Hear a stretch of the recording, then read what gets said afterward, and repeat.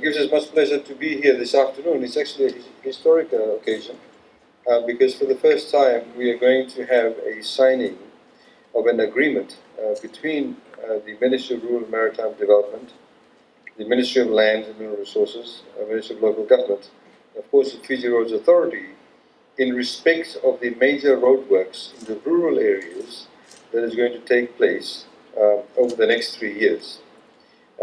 And these projects have in fact, or roads, Irish crossings, etc., have been in fact discussed very thoroughly between the divisional commissioners and FRA since last year, and in fact specific timeframes have been put around as to what will take place regarding, for example, the investigation, the design, and of course the construction itself. This of course is separate to the general maintenance of the rural roads that will take place under the FRA Roadworks General Maintenance Program. So it is a separation of the different projects that will take place, both in major capital works and of course the general maintenance. You would ask as to why do we have the Ministers for Land and Mineral Resources, the Minister for Infrastructure here. He's actually here in his capacity as the Minister for Environment.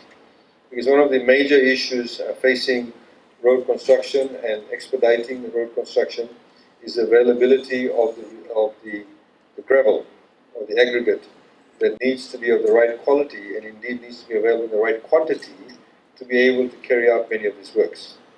And that has been a significant issue. For example, in Kandavu, they cannot find exactly the right type of aggregate, and needs to be, in fact, they're thinking about bringing it in from Vitilevu. So there are certain, obviously, natural impediments to expediting road construction. So the reason why the Minister for Lands and Mineral Resources is here is because her ministry actually gives out licenses for gravel extraction. And the reason why the Minister for Environment is here is because his ministry actually carries out the environmental impact assessment. And of course the commissioners are here because they will, as noted in the agreement, will facilitate the provision of ensuring that the various parties, in particular including the landowners and other parties that are necessary to ensuring that we are able to get the processes and the necessary approvals in place in time, they will of course facilitate that.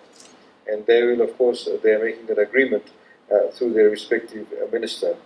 So ladies and gentlemen, what will actually happen is that these, following the signing of this agreement, we have all the 3 key ministries involved in ensuring that this gets implemented.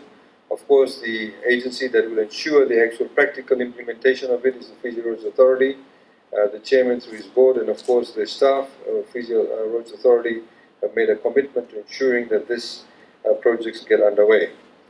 So without further ado, I'd like to now invite the respective ministers to please sign the agreement, the respective agreements, about 4 signatures that's required.